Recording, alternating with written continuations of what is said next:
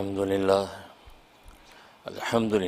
नहमदुहु व नस्तईनुहु व नस्तगफिरुहु व नु'मिनु बिही व नतवक्कलु अलैहि व नऊज़ु बिल्लाहि मिन शुरूरि अनफुसिना व मिन सय्यिआति अमालिना मन यहदिहिल्लाहु फला मुदिल्ल लहु व मन युद्लिलहु फला हादिय लहु व नशहदु अन ला इलाहा इल्लल्लाहु वहदहु ला शरीका लहु व ला नज़ीर लहु व ला मिस्ल लहु व ला मिसाल लहु व नशहदु अन्न सय्यदना व सनदना व शफ़ीअना व शफ़ी अमरिना व हबीबना व हबीब रब्बिना व मौलाना मुहम्मदन अब्दुहु व रसूलुहु अरसलहुल्लाहु इला काफ़तिल लिन्नासि बशीरन व नज़ीरा व दाइयन इलल्लाहि बिइज़्निहि व सिराजन मुनीरा अम्मा बअदु फ़अऊज़ु बिल्लाहि मिनश शैतानिर रजीम बिस्मिल्लाहिर रहमानिर रहीम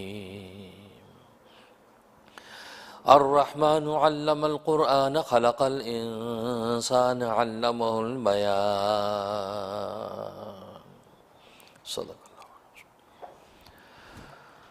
बुज़ुर्गान मोहतरम, बिरादरान अज़ीज़ और मेरी इस्लामी बहनें,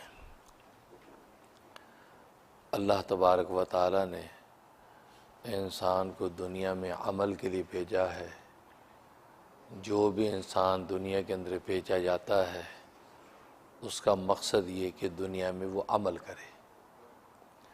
अमल कभी वो अच्छा करता है, कभी वो बुरा अमल करता है, लेकिन कोई भी इंसान ऐसा नहीं है कि जो दुनिया में आए और कोई अमल ना करे। किसी भी किस्म का कोई ना कोई अमल वो ज़रूर करता है।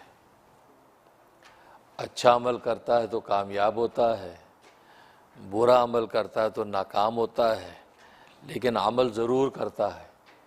इसलिए हदीस में आता है कि इंसान का एक नाम हारिस और कासिब भी है, और ये हारिस और कासिब ये दो नाम अल्लाह तबारक व तआला के नज़दीक सच्चे हैं। दो नाम अल्लाह तबारक व तआला को महबूब हैं, एक अब्दुल्लाह और दूसरा अब्दुर्रहमान। ये दो नाम अल्लाह को बहुत महबूब हैं, अल्लाह को पसंद हैं। लेकिन फरमाया कि दो नाम अल्लाह तबारक व तआला के नज़दीक सच्चे हैं, एक हारिस और दूसरा कासिब। सच्चे इसलिए फरमाया कि दुनिया में कोई भी इंसान ऐसा नहीं है कि जो हारिस ना हो, दुनिया में कोई भी इंसान ऐसा नहीं है जो कासिब ना हो। इसलिए कि हारिस का माना है खेती बोने वाला, काश्तकार। दुनिया में हर इंसान खेती बोता है, भले वो मादी खेती बोता हो या मानवी खेती बोता हो। मादी खेती और काश्तकार अगर है तो ज़राअत का काम करता है, लेकिन मानवी खेती हर इंसान बोता है कि या तो नेकी का बीज डालता है तो नेकी की फसल उठाता है, बदी का बीज डालता है तो बदी की फसल उगाता है। तो गोया कि हर इंसान जो है वो नेकी या बदी इनमें से किसी न किसी जो है वो सूरत को वो इख्तियार करता है। तो नेकी की फसल या बदी की फसल वो इंसान करता है, तो इसलिए वो हारिस ज़रूर है। और दूसरा कासिब, कासिब का माना कमाने वाला। दुनिया में हर इंसान कमाने वाला है, भले वो नेकी कमाता हो या बुराई कमाता हो, लेकिन कोई भी इंसान ऐसा नहीं है जो कमाने से फारिग हो, कमाता ज़रूर है। बाकी मादी दौलत कमाता है वो भी एक कमाना है, लेकिन मानवी दौलत कमाता है वो भी एक कमाना है कि नेकी कमाता है या बुराई कमाता है। इसलिए हदीस में फरमाया कि हारिस और कासिब ये दोनों नाम अल्लाह तबारक व तआला के नज़दीक सच्चे हैं, क्योंकि हर इंसान हारिस और कासिब है। तो दुनिया में हर इंसान अमल करने आया है, अमल ज़रूर करता है। अब इस अमल करने के लिए अल्लाह तबारक व तआला ने इंसान को तीन सोर्स अता कर रखे हैं, तीन ज़रिए अता कर रखे हैं, तीन नेमतें अता कर रखी हैं। इन सोर्स और ज़रियों के तरीक़े पर वो इंसान जो है वो अमल करता है, अच्छा अमल करे या बुरा अमल करे। सबसे पहला सोर्स और पहली नेमत जो अल्लाह तबारक व तआला ने इंसान को अता की है वो हयात की नेमत है। वो हयात का सोर्स है, ज़िंदगी और हयात ये अल्लाह तबारक व तआला ने इंसानों को अता की है। इसलिए कि ज़िंदगी और हयात है तभी तो इंसान अमल करता है। अगर ज़िंदगी और हयात नहीं है तो इंसान अमल क्या करेगा? अगर इंसान के अंदर ज़िंदगी और हयात नहीं है तो इंसान अमल नहीं कर सकता है। लेकिन अमल जब करता है वो तभी करता है कि उसके अंदर ज़िंदगी और हयात मौजूद है। अगर ज़िंदगी है तो खाता भी है, ज़िंदगी है तो पीता भी है, ज़िंदगी है तो पहनता और ओढ़ता भी है, ज़िंदगी है तो चलता फिरता भी है, ज़िंदगी है तो सोता जागता भी है। तो गोया कि ज़िंदगी है तो कायनात के जितने मादी मनाफे हैं उन मनाफों से फ़ायदा उठाता है, और ज़िंदगी है तो कायनात की जितनी नेमतें हैं उन नेमतों से फ़ायदा उठाता है। गोया कि तकवीनी जितने उमूर हैं वो सब के सब भी असर अंजाम अगर देता है तब कि वो ज़िंदगी है, हयात है। और तशरीह जितने उमूर हैं वो भी तभी सब के सब अंजाम देता है कि उसके पास ज़िंदगी और हयात है। ज़िंदगी और हयात है तो नमाज भी पढ़ता है, ज़िंदगी हयात है तो रोज़ा रखता है, ज़िंदगी और हयात है तो ज़कात भी देता नज़र आता है, ज़िंदगी और हयात है तो हज भी करता नज़र आता है। तो गोया कि ज़िंदगी और हयात अगर है तो अल्लाह की इबादतें भी करता नज़र आता है, ज़िंदगी और हयात है तो अल्लाह की मखलूक की खिदमतें भी करता नज़र आता है। तो गोया कि पहला सोर्स जो अल्लाह तबारक व तआला ने अता किया और वो अजीम शान नेमत है। गोया कि जितनी भी दुनिया की नेमतें उन नेमतों का खुलासा और निचोड़ है। सारी की सारी नेमतों से इंतिफा और फ़ायदा इंसान तभी उठा सकता है जबकि वो नेमत हो, यानी हयात की नेमत हो। इंसान के पास ज़िंदगी और हयात अगर होगी तभी तो वो कायनात की इन नेमतों से फ़ायदा उठा सकेगा कि जिन नेमतों के बारे में खुद अल्लाह तबारक व तआला चैलेंज कर रहे हैं, व इन तउद्दू नेमतल्लाहि ला तुहसूहा, अगर तुम अल्लाह की नेमतों को शुमार करना चाहो तो अल्लाह की नेमतों को तुम शुमार नहीं कर सकते हो। लेकिन अगर हयात ही नहीं है, ज़िंदगी नहीं है, तो क्या वो नेमतों से फ़ायदा उठाएगा? इसलिए कि ज़िंदगी अल्लाह तबारक व तआला की बहुत बड़ी नेमत। तभी इंसान जब रात को सोता है तो सोते हुए ये दुआ पढ़ता, अल्लाहुम्मा बिस्मिका अमूतु व अहया, ए अल्लाह मैं तेरे नाम से ही जीता हूँ, तेरे नाम से ही मरता हूँ। गोया कि अल्लाह तबारक व तआला ही की तरफ इस ज़िंदगी और हयात की निस्बत करता है, क्योंकि हयात अल्लाह तबारक व तआला ने अता कर रखी है। खुद इंसान का इसके अंदर कोई कमाल नहीं है, ये खालिस अल्लाह तबारक व तआला की वह भी नेमत है। इसमें इंसान की कसब का कोई दखल नहीं है। इंसान चाहे कि चंद सांस ज़्यादा जी लूँ मुमकिन नहीं है, चाहे कि वो चंद सांस पहले मर जाऊं मुमकिन नहीं है। जीता भी वो अल्लाह तबारक व तआला की मंशा पर है और मरता भी अल्लाह तबारक व तआला के मंशा पर है। इसलिए कि अगर इस ज़िंदगी पर इंसान का कुछ ना कुछ इख्तियार होता तो फिर दुनिया के अंदर कोई इंसान कभी मरता ना। इसलिए कि दुनिया में कोई इंसान मरना नहीं चाहता। लोग तभी मरते हैं कि ये मरने का ज़ाब्ता अल्लाह तबारक व तआला ने अपने हाथ में रखा है, ये कंट्रोल और कुदरत अल्लाह तबारक व तआला ने अपने हाथ में रखी है। अल्लाह तबारक व तआला जब चाहता है किसी को मार देता है और जब चाहता है अल्लाह तबारक व तआला उसको ज़िंदा कर देता है। तो इसलिए अगर ज़िंदगी के अंदर इंसान को इख्तियार होता तो दुनिया में कोई मरता ना, सब जीते।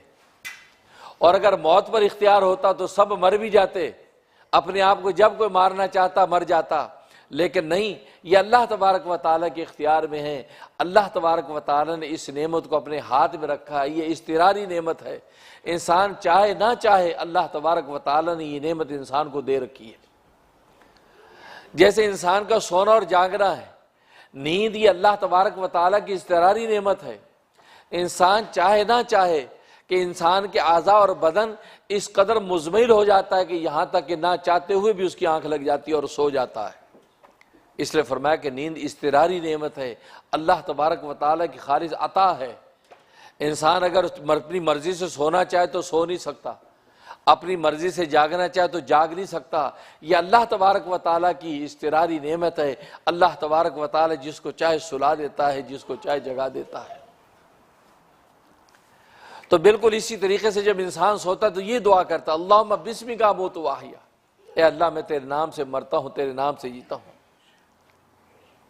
तो गोया कि इसके अंदर उसे यही कहा कि मैं मरता और जीता हूँ, क्योंकि मरने की तैयारी कर रहा है, सो रहा है। और नींद को हदीस में फरमाया कि ये मौत की मिसल है। नींद मौत की मिसल है, मौत की बहन है। जैसे इंसान मर जाता है उसको कुछ खबर नहीं, ऐसे इंसान सो जाता है उसको कोई खबर नहीं। इसलिए दुआ के वक्त ये कहता अल्लाह बिस्मिका अमूत व अहया, अमूत का जिक्र पहले करता है कि अल्लाह मैं मरने की तैयारी कर रहा हूँ, यानी सो रहा हूँ। वह अहया, फिर मैं तुझसे नेक उम्मीद रखता हूँ कि मैं सुबह को जाग भी जाऊँगा, यानी जिंदा हो जाऊँगा। तो गोया कि उस जाग जाने को हयात कहा, गोया कि वो जाग जाऊँगा। ये दुआ पढ़ के सोता है। तो गोया मौत व हयात अल्लाह तबारक व तआला के हाथ में है। और सुबह जब जाग जाता है तो पहले हयात का जिक्र करता है, अल्हम्दुलिल्लाहिल्लज़ी अहयाना, अल्हम्दुलिल्लाहिल्लज़ी अहयाना बादा मा अमातना। यहाँ हयात का जिक्र पहले करता है कि तमाम तारीफ़ें उस अल्लाह के लिए हैं कि जिससे मुझे हयात अता कर दी मारने के बाद। क्योंकि अब हयात का वक्त है, जागने का वक्त है, तो हयात का जिक्र पहले किया है, या अमातना मौत का जिक्र बाद में किया है। तो शुक्र करता है कि अल्लाह तूने मुझे हयात दे दी, क्योंकि मैं तो सो गया था, गोया कि मौत की मिसल हो गया था। अगर उस रूह को न छोड़ता मेरे बदन में दोबारा जिंदा ही नहीं हो सकता था, लेकिन तूने इस रूह को छोड़ा और मैं जिंदा हो गया। या अल्लाह मैं तेरा शुक्र ही कर सकता हूँ, मैं इसका बदल कोई नहीं दे सकता। तो मालूम है कि हयात और मौत ये अल्लाह तबारक व तआला की वो खालिस नेमतें हैं कि ये नेमतें ये इंसान अपने इख्तियार से हासिल नहीं कर सकता। इसलिए हयात की जो नेमत अल्लाह तबारक व तआला ने दे रखी है, ये सारी नेमतों का निचोड़ और खुलासा है। ये नेमत है तो सारी नेमतों के मज़े हैं। भले वो रूहानियत की मंजिलें हों तो रूहानियत की मंजिलें भी अगर तय करता है तो हयात और ज़िंदगी की वजह से, अगर मादियत की मंजिलें भी अगर तय करता है तो वह हयात और ज़िंदगी की वजह से। अगर हयात और ज़िंदगी नहीं है तो फिर ना मादियत की मंजिलें तय कर सकता है, ना रूहानियत के मनाजिल तय कर सकता है। इसलिए कि हयात अल्लाह तबारक व तआला की ऐसी ज़बरदस्त नेमत है। इसलिए तो इस हयात की कदर करने का हुक्म है। इस ज़िंदगी की कदर करो, इस ज़िंदगी की एक एक सांस की कदर करो, इस ज़िंदगी के एक एक लम्हे की कदर करो। इसलिए कि ज़िंदगी का एक एक लम्हा ये इतना कीमती है कि इसकी कोई नज़ीर नहीं है। तुम अपनी मादी ताकतों से ऐसा कोई ज़िंदगी का लम्हा पैदा नहीं कर सकते। ये काबिल कदर ज़िंदगी का लम्हा है। तभी तो फरमाया कि एक एक लम्हा तुम्हारा ज़िंदगी का ज़ाया नहीं होना चाहिए। तुम्हारी ज़बान है तो ज़िंदगी अता करने वाले की याद में मस्त हो, तुम्हारा कल्ब है तो ज़िंदगी के अता करने वाले को याद करे, तुम्हारे दिल दिमाग और फिक्र की ताकतें हैं तो ज़िंदगी अता करने वाले के बारे में सोचे। तो गोया कि इस कायनात में रहते हुए उस रब्बे कायनात को इंसान याद करता रहे तो गोया कि इस ज़िंदगी का उसने हक अदा कर दिया है। इसलिए कि ये मामूली चीज़ नहीं है, एक एक लम्हा कीमती।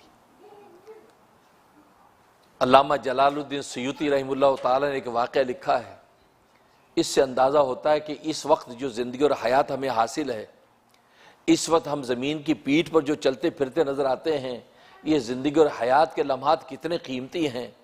अंदाज़ा होता है कि बड़ी कीमत है। तभी तो अंबिया इकराम अलैहिमुस्सलातु वस्सलाम कमोबेश 1,24,000 अंबिया वो यही दावत देते रहे कि इस ज़िंदगी को कीमती बना लो। ये जो चंद सांस ज़िंदगी को तुम्हें अता किए हैं ये मामूली नहीं है, ये इतने कीमती हैं कि इसकी नज़ीर तुम्हें दुनिया आखिरत में कहीं मिलनी नहीं है। हाँ, आखिरत जन्नत की ज़िंदगियाँ मज़े वाली तो हैं, लज़्ज़तों और ऐशो वाली तो हैं, लेकिन इस ज़िंदगी की जो कीमत है, ऐसे कीमती लम्हात आपको जन्नतों में भी नहीं मिलने हैं। इसलिए कि ख्वाहिशात के जाल को काट के उस अल्लाह तबारक व तआला के सामने झुकने का जो मज़ा है ये जन्नत में नसीब नहीं होगा। इसलिए वहाँ ख्वाहिशात ही नहीं है, वहाँ शैतान और नफ्स के हमले ही नहीं हैं कि शैतान और नफ्स से मुकाबला करके ये आशिक सादिक अपने रब की तरफ जाता है। ये जो लुत्फ़ है ये लुत्फ़ इंसान को किसी ज़िंदगी में हासिल हो सकता है, जन्नत में नहीं है। जन्नत में तो जन्नत की नेमतें हैं, खुदा का दीदार है, वहाँ ना शैतान है, ना नफ्स है, ना ख्वाहिशात के कोई जाल हैं। इंसान हर वक्त अल्लाह तबारक व तआला के अल्हम्दुलिल्लाह रब्बिल आलमीन के शुक्राने में है, हर वक्त अल्लाह तबारक व तआला के दीदार में मस्त है। वहाँ इश्क और वारफ्तगी का जो आलम दुनिया में इंसान आशिक को नसीब होता है वो नहीं होगा। यहाँ जो आप जो सुबह सवेरे सर्दी में जब सुबह सवेरे मुअज्जिन अल्लाह अकबर कहता है, मुनादी पुकारता है और गरम गरम कंबल को इंसान हटाकर ठंडे पानी से वुज़ू करके अपने अल्लाह के घर की तरफ दौड़ता है, ये जो लुत्फ़ है ये जन्नत में नहीं मिलेगा। ये लुत्फ़ यही है, इस जितना उठाना उठा लो, मौका है। ख्वाहिशात इंसान की क्या कहती हैं? अल्लाह के गैर की तरफ दौड़ने को जी चाहता है, अल्लाह के गैर की तरफ निगाह उठाने को जी चाहता है, लेकिन ये अल्लाह के गैर से निगाह मोड़ के अपनी ख्वाहिशात के जाल को काट के अपनी नफ्स की गर्दन पे कदम रख के अपने अल्लाह के सामने जब झुकता है, इस झुकने का जो लुत्फ है, ये लुत्फ उस लुत्फ हासिल करने वाले को मिलता, किसी और को नहीं मिल सकता।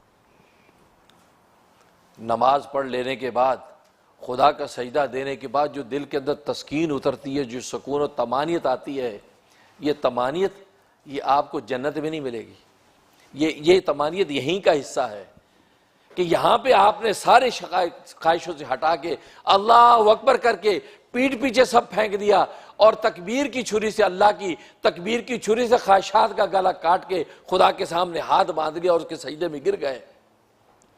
ये वहाँ तो आपको कोई ख्वाहिशात काटने की ज़रूरत ही नहीं, वहाँ तो नफ्स और शैतान की ख्वाहिशात ही नहीं, किसको काटेंगे? कुछ ही नहीं। वहाँ तो आप अल्लाह की मोहब्बत ही के अंदर मस्त है, अल्लाह की दीदार में ही हैं। लेकिन यहाँ पर ये जो लुत्फ़ है इंसान खुद दुनिया के अंदर महसूस करता है। इंसान सारी मुशक्क़तें तोड़ ताड़ के जब अल्लाह तबारक व तआला के सामने सजदा रेज़ होता है, अपनी दुकानें बंद करके, दफ्तर बंद करके, अपने घर के तकाजे ख़त्म करके जुमे की नमाज के लिए जमा हो गया और जुमे की नमाज पढ़ के जब फारिग होता है तो उसको जो लुत्फ़ आता है, ये लुत्फ़ जन्नत में नहीं मिलेगा, क्योंकि वहाँ पर ऐसा इम्तिहान ही आप पर नहीं है, ऐसी कोई आजमाइश ही आप पर नहीं है। ये इम्तिहान और आजमाइश अगर है तो इसी जगह पर है। इस आजमाइश से निकल कर जब आप आते हैं, जब दुनिया में आप इम्तिहान देते हैं, बड़ी मेहनत करते हैं, दिन रात मेहनत करके इम्तिहान में जब आप पास होते हैं, इस पास होने का लुत्फ़ ही अलग है, इसका मज़ा ही अलग है। एक ये कि सिफारिशी पास कर दिया जी, आप पास अगले दर्जे में चले जाएं तो पास तो हो जाते हैं, लेकिन आपको वो लुत्फ़ नहीं आता जो उस स्टूडेंट को लुत्फ़ आया जो रातों को जागा था, दिनों को बेचैन था, हर वक्त किताबें के अंदर गिरा हुआ था और उसने मेहनत करने के बाद अब जब उसने इम्तिहान दिया है और इम्तिहान में आला नंबरों से पास हुआ, उसकी जो इम्तिहान की उसकी मेहनत की कीमत लग गई, अब इसको जो खुशी और लुत्फ़ हासिल होता है वो लुत्फ़ जन्नतों में नहीं मिलता। तो दुनिया में ये बंदा अपनी बंदगी पर अपना सर डब डालता है। इसने कहा कि दुनिया की जिंदगी के लम्हात बड़े कीमती हैं, इसमें जितना हो सके अल्लाह के जिक्र से अपनी ज़बान को ताज़ा रखो। तभी तो एक हदीस में आता है कि सहाबी आते हैं, कहा कि ए अल्लाह के रसूल सल्लल्लाहु अलैहि वसल्लम, मुझे कोई वसीयत कीजिए। आपने फरमाया कि बस तेरी ज़बान हर वक्त अल्लाह के जिक्र से तरोताज़ा रहनी चाहिए, हर वक्त तेरी ज़बान अल्लाह के जिक्र से तरोताज़ा रहे। कोई लम्हा ऐसा ना हो कि तेरी ज़बान से अल्लाह का जिक्र ना हो, अल्लाह अल्लाह अल्लाह अल्लाह करता रहे, सुभान अल्लाह पढ़ता रहे, ला इलाहा इल्लल्लाह पढ़ता रहे, मोहम्मद रसूलुल्लाह सल्लल्लाहु अलैहि वसल्लम। तो गोया कि हर वक्त अपनी ज़बान को तुम अल्लाह तबारक व तआला के जिक्र से तरोताज़ा रख। और ज़ाहिर के जब जिक्र करेगा उस जिक्र का फ़िक्र तो क़ल्ब के अंदर होगा, उस मज़कूर को याद कर रहा है। और इधर बुखारी की हदीस है, अल्लाह तबारक व तआला फरमाते हैं, हदीस कुदसी है, फरमाया कि वमन ज़करनी फ़ी नफ़्सी ज़करतु फ़ी नफ़्सी, जो दिल में मुझे याद करता है मैं उसको दिल में याद करता हूँ। अगर आपका दिल अल्लाह की याद से मस्त है, ज़बान से आप कुछ नहीं बोल रहे हैं, लेकिन आप खामोश और दिल ही दिल में खुदा को याद कर रहे हैं, अल्लाह फरमाते हैं मैं भी उसको दिल में याद करता हूँ। जिस मिसल की वो इबादत कर रहा उसी मिसल का मैं जवाब देता हूँ। वमन ज़करनी फ़ी मलाइन, और जो मुझे मजमे में याद करता है, पूरे मजमे में कहता है ला इलाहा इल्लल्लाह, ला इलाहा इल्लल्लाह, पूरे मजमे में याद करता है, फरमाया ज़करतु फ़ी मलाइन खैरुम मिन्हु, मैं उसको ऐसे मजमे में याद करता हूँ जो मजमा उसके मजमे से बेहतर है, यानी मैं फरिश्तों के मजमों में पुकार पुकार के जिक्र करता हूँ। अब देखो कितनी बड़ी बात है कि जब ये जाकिर जिक्र कर रहा है, अपने उस मालिक को याद कर रहा है, अपनी ज़बान को अल्लाह के जिक्र से ताज़ा कर रहा है, तो अल्लाह भी याद कर रहा है।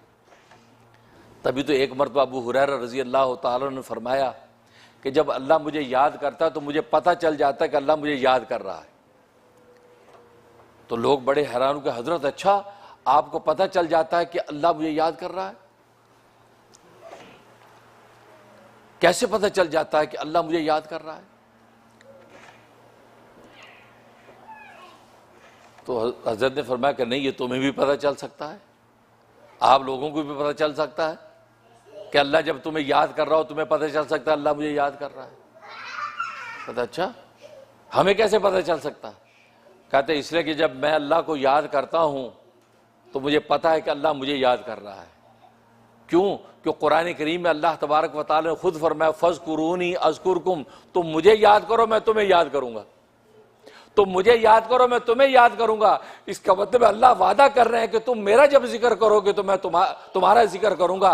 और अल्लाह तबारक व तआला वादे के खिलाफ कर नहीं सकता। जब अल्लाह तबारक व तआला ये वादा कर रहा है तुम जिक्र करो मैं तुम्हारा जिक्र करूंगा, तो मालूम है कि जब मैं अल्लाह को याद करता हूं तो मुझे पता चल जाता है कि अल्लाह मुझे याद कर रहा है।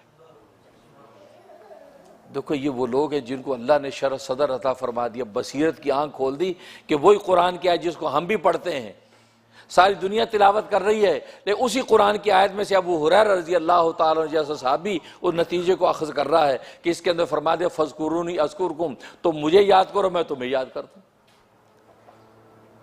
तो मालूम है कि आज अगर हम अल्लाह का जिक्र कर रहे हैं, ला इलाहा इल्लल्लाह, ला इलाहा इल्लल्लाह, सुभान अल्लाह हम कर रहे हैं, तो यकीन रखो इस वक्त अल्लाह भी आपको याद कर रहा है, क्योंकि अल्लाह का वादा है। और अल्लाह तबारक व तआला इन्नल्लाह ला युखलिफुल मिआद, अल्लाह तबारक व तआला अपने वादे के खिलाफ नहीं करता।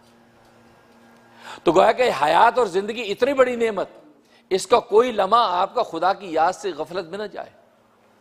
खुदा की याद इबादत में हो या मखलूक की खिदमत में हो, पर ये दो ही पर्पज़ है इंसान की ज़िंदगी के, या तो अल्लाह की इबादत में लगा हो या मखलूक की खिदमत में लगा हो। और ख़िदमत भी किस लिए है? इसलिए कि ये मखलूक अल्लाह की है, अल्लाह की मखलूक अल्लाह का कुनबा है, इसलिए मैं इनकी खिदमत कर रहा हूँ। इसलिए एक हदीस में फरमाया अल अयालु खल्क़ुल्लाह, अल खल्क़ु अयालुल्लाह, अल खल्क़ु अयालुल्लाह, कि ये मखलूक अल्लाह का कुनबा है, अल्लाह का कुनबा है। और तुम में से बेहतरीन वो है कि जो अल्लाह तबारक व तआला के कुनबे के साथ एहसान करे, अल्लाह की मखलूक के साथ एहसान करे। और यहाँ अल खल्क़ु अयालुल्लाह फरमाया, खल्क़ मखलूक, मखलूक में इंसान भी हैं, हैवान भी हैं, परिंद भी हैं, चरिंद भी हैं, दरिंद भी हैं, मछलियाँ भी हैं, बर्री बहरी सारी की सारी मखलूक़ात हैं, सारी की सारी मखलूक़ात, यहाँ तक कि उड़ने वाली मक्खियाँ भी हैं, चूंटने वाले मच्छर भी हैं। गोया कि सारी सारी मखलूक़ात ही अल्लाह का कुनबा है। फरमाया उनके साथ तुम एहसान करोगे, अल्लाह तबारक व तआला को वो शख्स सबसे ज़्यादा महबूब, अल्लाह की नज़र में सबसे ज़्यादा महबूब वही है कि जो अल्लाह के इस कुनबे के साथ एहसान करे। इमाम गज़ाली रहमतुल्लाह अलैह कितना बड़ा आदमी, सिर्फ एक मक्खी पर एहसान करने की वजह से अल्लाह ने उसकी बख्शिश कर दी। इमाम गज़ाली रहमतुल्लाह अलैह का जब इंतकाल हो गया तो किसी ने ख्वाब में देखा, कहा कि हज़रत खैरियत क्या हुआ? कहा कि अल्लाह तबारक व तआला के यहाँ पेशी हुई। अल्लाह तबारक व तआला ने पूछा कि क्या लेके आए हो? मैंने अपनी किताबें बताई, मैंने ये किताबें लिखी, मैंने वो उलूम फैलाए, मैंने ये मारिफ फैलाए। तो अल्लाह तबारक व तआला ने फरमाया कि तुम्हारी आज हम बख्शिश करते हैं, लेकिन तुम्हें पता है कि तुम्हारी बख्शिश किस वजह से कर रहे हैं? इमाम गज़ाली फरमाते कि मैंने कहा कि ए रब्बे ज़ुल जलाल, आप दाना और बीना हैं, मुझे ख़बर नहीं कि मेरी बख्शिश किस वजह से हो रही है। फरमाया कि एक मरतबा तुम किताब लिख रहे थे, और पहले ज़माने में आप जाते कलम और दवात का ज़माना था, दवात में कलम डिबो के लिखते थे, कंप्यूटर का तो दौर था नहीं, कलम दवात का ज़माना था। कहा कि तुमने अपनी दवात में कलम भिगोया और भिगो के जैसे लिखने लगे, एक प्यासी मक्खी आई और वो उस कलम की नोक के ऊपर जो कतरा लगा हुआ था स्याही का, उसको चूसने लगी।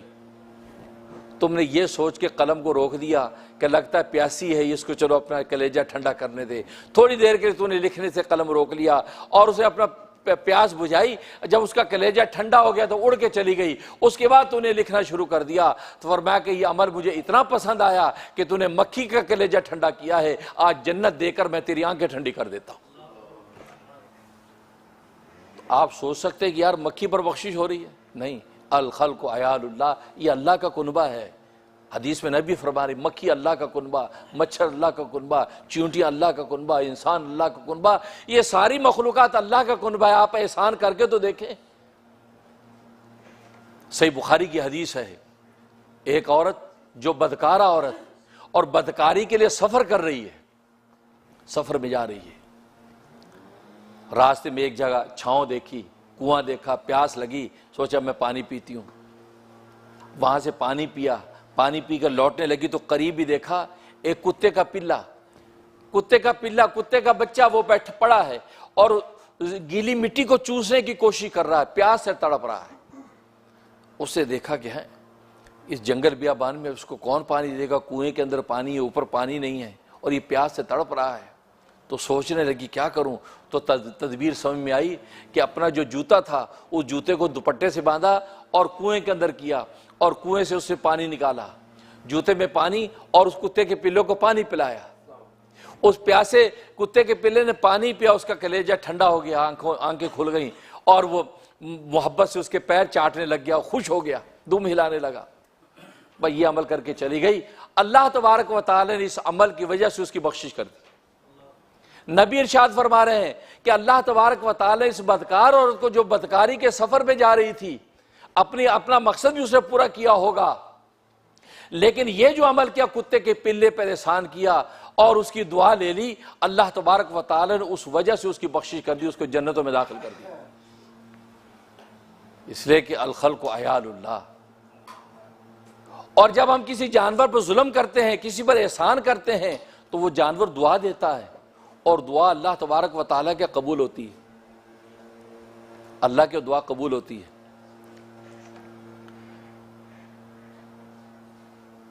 बहुत बड़े एक मुहद्दिस और वली गुजरे हैं, गालिबन पहले भी मैंने ये वाक़या आपको बताया होगा। बहुत बड़े मुहद्दिस और वली गुजरे हैं। वो फरमाते कि मैं अचानक बीमार हो गया, ऐसा बीमार हो गया, ऐसा बीमार हो गया कि मैं बैठ के नमाज भी नहीं पढ़ सकता था। बड़ा परेशान, क्यों बीमार हो गया। तो मैं बड़ी दुआएं की अल्लाह तबारक व तआला से, रब्बुल जलाल मैं बीमार हूं, क्यों बीमार हूं, कौन सी कोताही हो गई है। बज़ाहिर सेहत भी ठीक है, लेकिन बीमारी जाती नहीं है और इतना अरसा हो गया मैं खड़े होकर नमाज नहीं पढ़ सकता। तो ख्वाब देखते हैं रात में, कहता मैं ख्वाब देखा कि रसूलुल्लाह सल्लल्लाहु अलैहि वसल्लम ख्वाब में तशरीफ लाए। रसूलुल्लाह सल्लल्लाहु अलैहि वसल्लम ने फरमाया कि तूने एक परिंदे पर जुल्म किया था, उस परिंदे ने अल्लाह के यहाँ फरियाद की, उस फरियाद की वजह से तुझ पर बीमारी डाल दी गई। कि या रसूलल्लाह कौन सा मौका, कहा याद कर, तूने एक परिंदा पकड़ा था और उस परिंदे की माँ तेरे ऊपर मुड़ला रही थी, तड़प रही थी और तूने उस परिंदे को छोड़ा नहीं। उस तड़प के वक़्त में उस परिंदे ने अल्लाह से फरियाद की, तो अल्लाह ने उसकी फरियाद को सुन लिया। भले तूने बाद में वो परिंदा छोड़ भी दिया था, लेकिन वो फरियाद अल्लाह तबारक व तआला के दरबार में मंजूर हो गई, जिसका नतीजा ये हुआ कि अल्लाह तबारक व तआला ने तुझ पर उसकी वजह से बीमारी डाल दी। अब इनकी आंख खुल गई, बड़ा गिड़गिड़ाए, बड़ा रोए, या अल्लाह माफ कर दे, ये क्या गलती हो गई। वो परिंदे की फरियाद अल्लाह के मंजूर हो रही है। अब कहते मैं दुआएं करता रहा, अल्लाह से गिड़गिड़ाता रहा। एक दिन मैं मायूस ऐसे बैठा था सेहन में, तो क्या देखे एक अजदहा निकला, सुराख में अजदहा निकला। अजदहा, उस अजदहा के मुंह के अंदर एक बिल्ली का बच्चा, बिल्ली का बच्चा उसे दबोचा हुआ और वो यूं निकला। मैंने जैसे देखा बिल्ली का बच्चा उसके मुंह में और उधर से बिल्ली यूं आ रही है।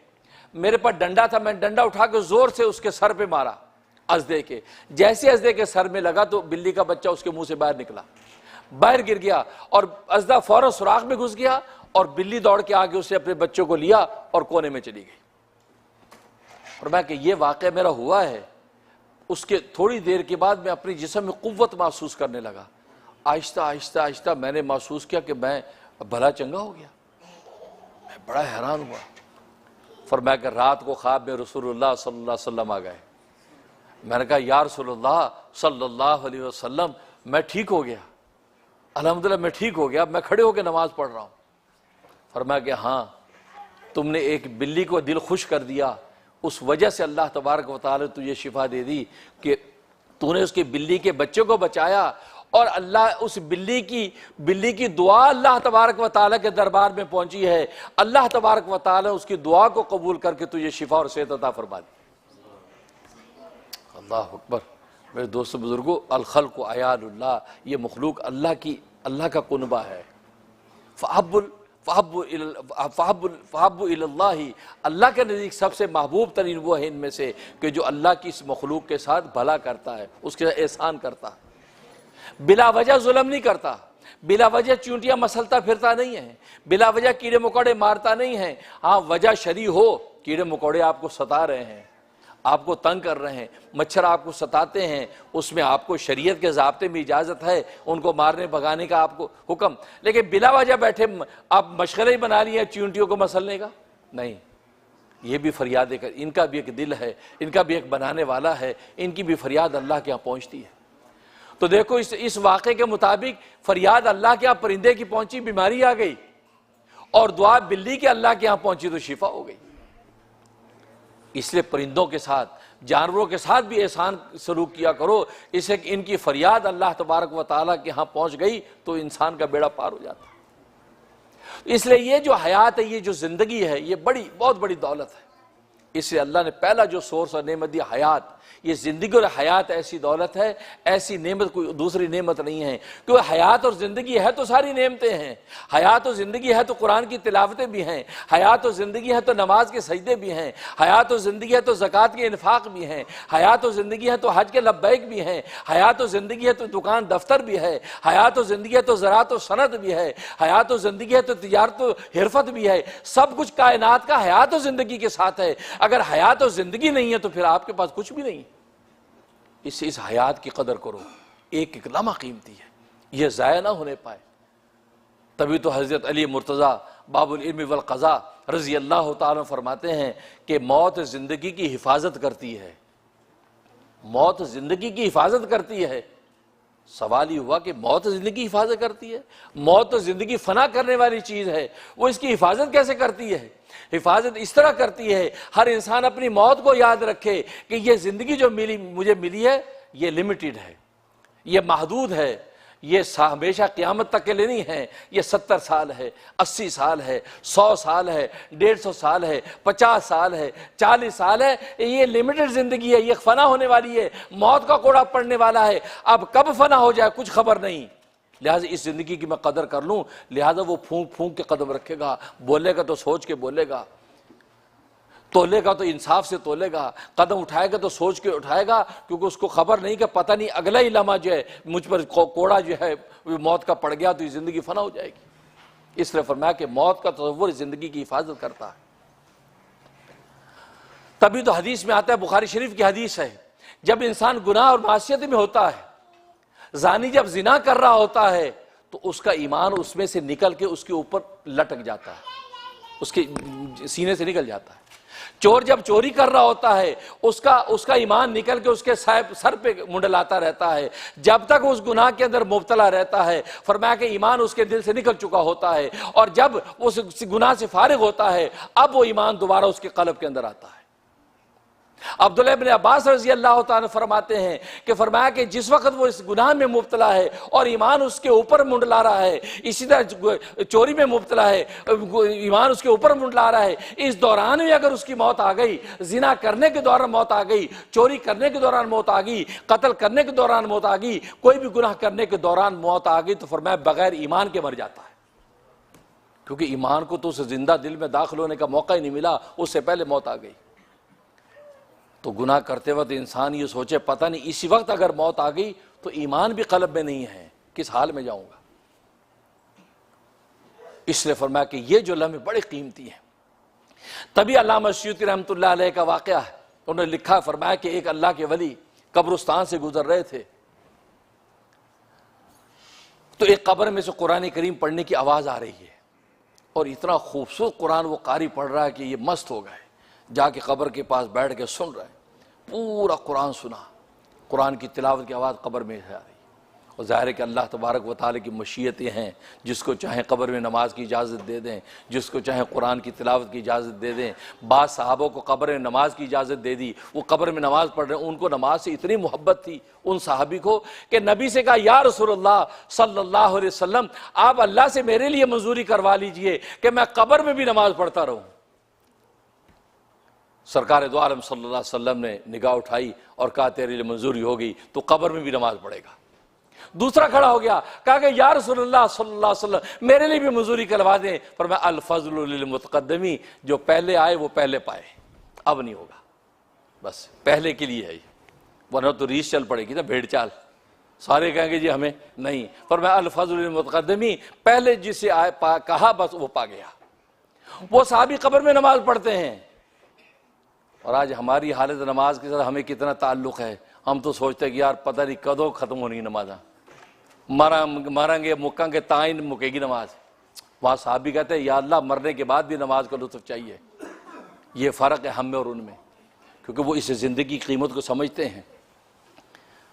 हज़रत ज़ैनुल आबिदीन इमाम हुसैन अलैहिस्सलाम के साहिबजादे इमाम ज़ैनुल आबिदीन रहीमुल्लाह ताला 1000 रकात रोज़ाना रात को पढ़ के सोते हैं। 1000 रकात आप तो सुन भी नहीं सकते। हमारी तो ज़हनी सतह से ऊपर गुजर जाए यार 1000 रकात कैसे मुमकिन है। हम तो उसकी कैलकुलेशन लगाते रहेंगे। वहाँ 1000 रकात रोज़ाना रात को पढ़ के सो रहे हैं, क्योंकि उनको पता है कि ये जो लम्हे हैं, ये जो सजदा रेजियाँ हैं, ये सजदा रेजियाँ और लम्हे जन्नत में भी मिलेंगे नहीं। अब इतना खूबसूरत जब कुरान करीम सुना है, अब उसने जब कुरान करीम ख़त्म किया, वन्नास पर कुरान ख़त्म हुआ, तो इन बुजुर्ग ने बेख्तियार किया सुबहान अल्लाह। जैसे कुरान करीम जब पढ़ा जाए तो हम कह देते सुबहान अल्लाह, माशाअल्लाह, बहुत अच्छा पढ़ा। सुबहान अल्लाह जब कहा तो कब्र में से आवाज़ आई क्या कि ऐ सुबहान अल्लाह कहने वाले, ये सुबहान अल्लाह तू मुझे दे दे और मेरा पूरा कुरान तू ले ले। तो बुजुर्ग बड़े हैरान हुए, कहा कि क्या बात कर रहे हो, वहां तो एक एक नेकी की जरूरत है, वहां पूरा कुरान तो मुझे दे रहा है और एक मेरी सुबहान अल्लाह ले रहा है। फरमाया कि नहीं, बात असल में यह है कि यहाँ कब्र में आने के बाद पूरा कुरान की जो तिलावत अल्लाह ने मेरे दिल के तलज़्ज़ुज़ के लिए इजाज़त दे दी है, लेकिन इस पर अजर कोई नहीं है। ये लज्जत के लिए है, ये यहाँ पर अल्लाह तबारक व तआला की तरफ से कोई उजरत नहीं मिलेगी। लेकिन तूने जो कब्र की पीठ पर, जमीन की पीठ पर बैठ के जो एक सुबहान अल्लाह कहा है, इस सुबहान अल्लाह की वजह से यहाँ अजर सवाब के पहाड़ खड़े हो गए हैं। क्योंकि पीठ पर बैठ के जो एक सुबहान अल्लाह कहेगा उसकी कीमत ऐसी है कि जिसकी कोई नज़ीर नहीं है। इसलिए मैं वहां मोहताज हूं, तू अजर इसका सवाब मुझे अता फरमा दे। तभी तो एक हदीस में आता है कि जब मोमिन सच्चे नियत से एक मरतबा सुबहान अल्लाह कहता है तो अल्लाह तबारक व तआला जन्नत के अंदर एक दरख्त को कायम कर देते हैं, जिस दरख्त का साया 500 साल की मुसाफत तक फैला हुआ है। और उसके नीचे अगर अरबी नस्ल तेज रफ्तार घोड़ा दौड़ता रहे, 500 साल तक दौड़ता रहेगा, साया खत्म नहीं होगा। ये सुभान अल्लाह इतनी बड़ी ताकत है। तभी तो वाक़ई मेराज की मुलाकात में इब्राहीम खलीलुल्लाह अलैहिस्सलातु वस्सलाम ने सरकार दो आलम सल्लल्लाहु अलैहि वसल्लम से फरमाया था कि अपनी उम्मत से कह देना ये सुभान अल्लाहि वल्हम्दुलिल्लाहि वला इलाहा इल्लल्लाह वल्लाहु अकबर। ये तस्बीहात क्या हैं? ये तस्बीहात जब तुम पढ़ते हो तो जन्नत क्या है? जन्नत के दो हिस्से हैं, अल जन्नत क़यान, एक हिस्सा चटियल है, एक बागो बहार से लदा हुआ है। जो चटियल हिस्सा है, जब तुम तस्बीहात पढ़ते हो, अल्लाह इसकी बरकत से तुम्हारे चटियल हिस्से के अंदर जन्नत जैसे बाग खड़े कर देते हैं। सुभान अल्लाह पढ़ी, दरख्त कायम हो गया, अल्हम्दुलिल्लाह पढ़ी, वहां पौधे लग गए। तो गोया कि वो हिस्सा जब हम वहां जाएंगे देखेंगे इंशाअल्लाह, तो कहेंगे ये हमारी तस्बीहात की वजह से अल्लाह ने ये जन्नत हमारी तस्बीहात से बनाई है। जैसे इंसान को दुनिया में इंसान की नेचर है, एक बैकयार्ड अपना बगीचा खुद हाथ से बना के कितना खुश होता है, इसे जन्नतों में अल्लाह ने अपने हाथ से जन्नतों बनाई है। लेकिन एक हिस्सा फरमाया चटिल रख दिया है। वो हम जितनी ज्यादा तस्बीहात पढ़ते हैं, अल्लाह तबारक व तआला उस मैदान में हमारी तस्बीहात के इवज में वहाँ पौधे और फल फूल लगाते रहते हैं। अब जब वहाँ जाएंगे तो खुश हो जाएंगे, अपने हाथ का लगा हुआ ये बागीचा है। तो इसलिए मेरे दोस्तों बुजुर्गों, हकीकत यह कि ज़िंदगी के लम्हात बड़े कीमती हैं। इसके एक एक लम्हा जो है वो अल्लाह की याद के अंदर गुजारो, मखलूक की खिदमत भी गुजार दो। भाई यही इंसान की असल है, यही उसका पर्पज़ है। इसलिए अल्लाह तबारक व तआला ने दुनिया में अमल के लिए 3 सोर्स उसको अता किए हैं। एक हयात की दौलत है, दूसरी जो है सेहत की दौलत है, तीसरी जो है माल की दौलत है। 3 दौलतें अल्लाह तबारक व तआला ने इसलिए अता की हैं, इनके ज़रिए से इंसान दुनिया के अंदर अमल करता है। लिहाजा पहली हयात पर मैंने गुफ्तगू की है, अभी 2 सोर्स पर गुफ्तगू बाकी है, इस पर इंशाअल्लाह आइंदा गुफ्तगू करूँगा। अल्लाह तबारक व तआला से दुआ है कि अल्लाह तबारक व तआला हमें इस ज़िंदगी के अंदर जो लम्हात ज़िंदगी के मिले हैं, इन लम्हात की कीमत जो है समझने की तौफीक अता फरमाए। हमारी ज़बान हर वक्त अल्लाह तबारक व तआला की याद में लगी रहे और हमारे सर अल्लाह के सजदों में गिरें। और अल्लाह की ये अल खल्क़ अयालुल्लाह, ये मखलूक अल्लाह का कुनबा है। इस अल्लाह के कुनबे के साथ दिल हमारा बिल्कुल साफ शफाफ शीशे की तरह मोहब्बतों से भरा हुआ हो और इस मखलूक की हम खिदमत करते नजर आते हों। कल अल्लाह तबारक व तआला हमें सुरखरू कर देंगे। आमीन या रब्बल आलमीन व आखिरु दावाना अल्हम्दुलिल्लाहि रब्बिल आलमीन। आज का खुतबा स्पॉन्सर किया है सफरन से डॉक्टर बासित नागौरी साहब ने। डॉक्टर बासित नागौरी साहब के लिए हम दुआ गो हैं कि अल्लाह तबारक व तआला उनको दिन दुगनी रात चौगनी बरकत अता फरमाए। और आज ये रहम टीवी का जो खुतबा हुआ, ये पैगाम पूरी दुनिया के अंदर हज़ारों लोगों ने लाइव सुना है, उसका अजर व सवाब उनको भी अल्लाह तबारक व तआला अता फरमाए। और जितने भी मुआमिनीन, मुहिब्बीन और मुंतज़िमीन इस रहम टीवी के हवाले से हमारे साथ लगे हुए हैं, अल्लाह तबारक व तआला उनकी इस मेहनत को कबूल व मंजूर फरमाए और ज़ाहिरी बातिनी दौलतों से मालामाल फरमाए। वमा अलैना इल्लल बलागुल मुबीन। सुनते पढ़ लीजिए।